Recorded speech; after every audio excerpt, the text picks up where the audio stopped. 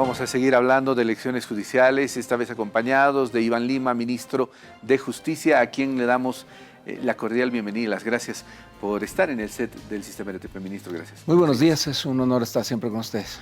Bueno, a ver, hace algunos minutos hemos escuchado a Carlos Alarcón haciéndonos un pequeño resumen de lo que ha significado esta reunión, que ha tenido sus frutos ya el día viernes y que aparentemente tiene a los asambleístas predispuestos a solucionar este problema que le ha generado pérdidas económicas, muertos y todo lo que ya se sabe producto de estos bloqueos. ¿Cómo ve el gobierno este acuerdo? ¿Se viabiliza? ¿Vamos a tener elecciones judiciales? ¿Cómo ve el panorama, ministro? Mira, lo hemos asumido también nosotros desde la anterior semana. Hay un pronunciamiento de la Comisión Interamericana de Derechos Humanos que ha señalado con claridad que este tema es un tema de la Asamblea Legislativa. Ha planteado el contexto de lo que ha generado esta situación, que es Evo Morales, su pedido de reelección indefinida, y nos ha planteado un escenario en el cual se genere un equilibrio entre el derecho a la protesta social y los otros derechos en juego, la vida, la dignidad, la salud, el abastecimiento a las ciudades.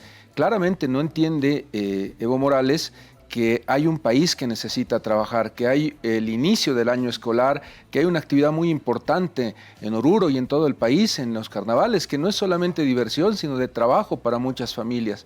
No se entiende el bloqueo en Parotani, no se entiende que se mantengan aún puntos de bloqueo cuando hay un firme compromiso liderado por el vicepresidente del Estado, por el presidente de la Asamblea, que ha conseguido un gran acuerdo nacional. Esa nueva Bolivia que va a nacer a partir de todas estas normas y el respeto a la Constitución, es una Bolivia que no quiere una persona que solo tiene como móvil político, motivación y posibilidad de argumentación el bloqueo. Claramente hay dos modelos, el modelo de David Choquehuanca, en el cual se ha dialogado, se ha hablado, se ha conversado y se ha acordado, y el modelo de Evo Morales, que está en las carreteras bloqueando al país. La realidad es que no vamos a permitir que esa visión de Morales se imponga en el país. La visión que tiene que tener el país es de esperanza, de futuro, y lo que va a pasar el día de hoy con el inicio del año escolar se va a ver complementado en la tarde con la aprobación de la ley, porque el gobierno del presidente Arce es el primero en pedir elecciones judiciales lo más pronto posible, asegurando el presupuesto y garantizando que los parlamentarios puedan emitir su voto para tener el día de hoy, mañana más tardar. En el Senado tiene que aprobarse lo que hoy apruebe diputados, con una norma que nos garantice elecciones judiciales en el país. Ese es el compromiso, es lo que todos tenemos claro, y todo lo que han intentado desinformar desde el día de ayer en redes sociales, exministras, autoridades paralelas que están generando división en las organizaciones, es todo mentira. El firme compromiso del presidente Arce es que tengamos elecciones judiciales en el país en el marco de nuestra Constitución. La nueva Bolivia de la economía, de movilizar y paliar en algo los 826 millones de dólares o más que hemos perdido en estos bloqueos de Evo Morales, hay que descartarlo definitivamente. Ahora, ministro, la semana pasada, cuando esta comisión bicameral está tratando este tema, llega un pronunciamiento como una aclaración del Tribunal Constitucional Plurinacional que le dice a la Asamblea Legislativa: sigan eligiendo o sigan trabajando en la elección de autoridades judiciales, pero se tiene que respetar el interinato, si vale el término, de las actuales autoridades judiciales. Esto no va a perjudicar. ¿Cómo se hace de que este tema no vuelva a florecer nuevamente y se retrocede en el tema?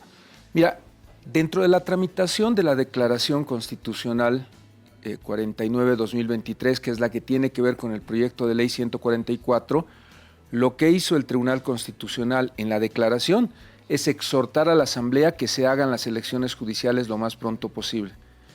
El documento al que tú te refieres, que es un auto constitucional en ese proceso, lo que está haciendo es exhortarle a la Asamblea que haga elecciones judiciales lo más pronto posible. No hay ninguna posibilidad de que esos documentos se puedan interpretar de otra manera. Lo que ellos sostienen en el Tribunal Constitucional es que la declaración constitucional tiene que ser respetada, tiene que ser plasmada en el proyecto de ley. ¿Qué es lo que ha ocurrido? Porque el proyecto de ley que va a tratar a partir de las 6 cámaras de diputados no es el proyecto que en agosto aprobó el Senado. Es un nuevo proyecto en el cual se han dado ajustes, se han dado precisiones y se ha garantizado algo importante en ese diálogo que ha encabezado nuestro vicepresidente: meritocracia, un proceso que probablemente no sea el ideal, pero ha avanzado en reglas claras para que Bolivia tenga un sistema con paridad de género, con participación de pueblos indígenas originarios, que la versión aprobada en el Senado no la garantizaba, y principalmente un proyecto de ley que se adecúa a la Declaración Constitucional. Por lo tanto, el auto constitucional, que me parece que como muchos documentos lo han leído muy pocos y lo comentan todos, tiene que ser estudiado, tiene que ser leído. Lo que ha dicho el Tribunal Constitucional es: hagan elecciones judiciales, pero háganlas en el marco de la Constitución. Ellos son los guardianes de la Constitución y lo que han hecho es prevenir que la Asamblea no haga algo que vaya contra la Constitución, porque eso va a tener seguramente una respuesta del guardián de la Constitución. El mandato del tribunal en la Declaración 49 y en el auto complementario es que se haga elecciones rápidamente en el marco de la Constitución. Por lo tanto, no podría generar ninguna situación que demore las elecciones judiciales. La oposición y el ala de vista tienen la intención de que también se pueda trabajar otra normativa que obligue, si vale el término, a renunciar a estas autoridades. ¿Eso no va a provocar problemas, ministro? Lo que pasa es que por eso me parece que ha sido estratégica la firma del documento y la buena voluntad y la buena fe de todas las fuerzas políticas. Punto 1 del acuerdo: proyecto de ley 144, elecciones judiciales garantizadas, no hay pretextos para que Evo Morales siga bloqueando. Punto 2, análisis de la situación que tú planteas, tratamiento, proyecto de ley 73 y 75. Segundo punto, aislado del primero. Tercer punto, leyes económicas. Entre los dos puntos, en el punto 2, antes de tratar proyecto de ley 73 y 75, 4 leyes para el país.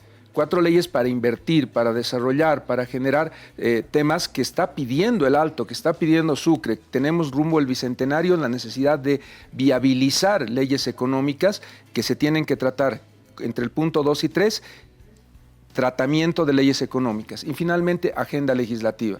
Temas urgentes: necesitamos manillas electrónicas, 30,000 privados de libertad en las cárceles, necesitamos aprobar leyes que protejan a nuestros niños, a las mujeres, a las adolescentes, y hay una agenda urgente. Hay más de 16 leyes en mi sector y más en los otros ministerios que tenemos que empezar a tratar en la Asamblea. Evo Morales ha estado bloqueando en las calles y también en la Asamblea, es lo que tiene que quedar claro, y este acuerdo nacional de buena fe va a mostrar el cumplimiento de las fuerzas políticas en esta nueva Bolivia que queremos que empiece a dar resultados al país. Es una asamblea que tiene que empezar a mostrar un trabajo de buena fe, de cumplimiento a los acuerdos. Nosotros estamos dispuestos y firmes para cumplir esos acuerdos y darle tranquilidad al pueblo boliviano. Voy a tomar una parte de su primera intervención, ministro, que me ha parecido muy interesante: el perjuicio que han causado estos bloqueos.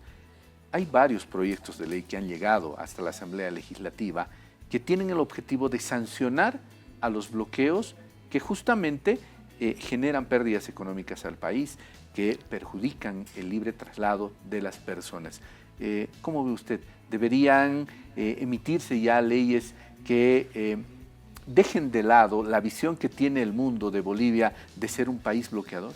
Mira, hay un hecho importantísimo. Somos país Mercosur y Comunidad Andina. Podríamos ser la bisagra entre los dos bloques de integración regional del país. El comercio del Atlántico y el comercio del Pacífico tienen un problema en Panamá.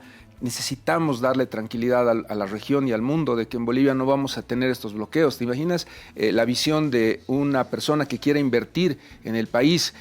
¿Cómo queremos que el hub de Santa Cruz funcione si vamos a tener estas reglas de bloqueo de Evo Morales? Claramente hay que empezar a pensar que la única solución de fondo es descartar el pasado, descartar estos bloques que solamente pueden hacer política bloqueando. Ni Camacho ni Evo. Creo que nadie en el país quiere volver a vivir lo del 2019 y por eso necesitamos un país que esté dispuesto a tomar las reglas del debido proceso y del derecho. Yo llamo la atención sobre el comunicado de la Comisión Interamericana de Derechos Humanos. Ha sido muy clara. Tiene que haber un equilibrio entre la protesta social, el derecho a la vida, el abastecimiento, el derecho a la salud y todos los derechos que se ven afectados por un bloqueo. Esta situación que hemos vivido no puede repetirse y una de las reglas que plantea la CIDH es legalidad.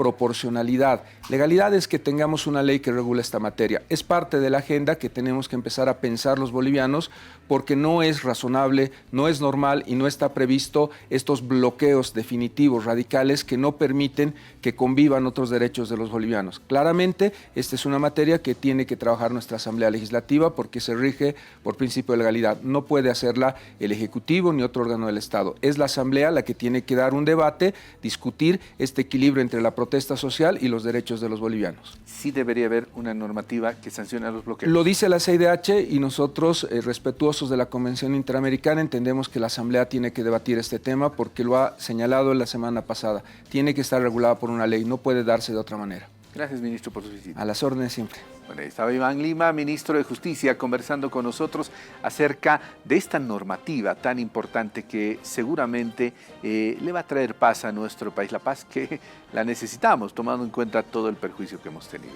Seguimos con más información.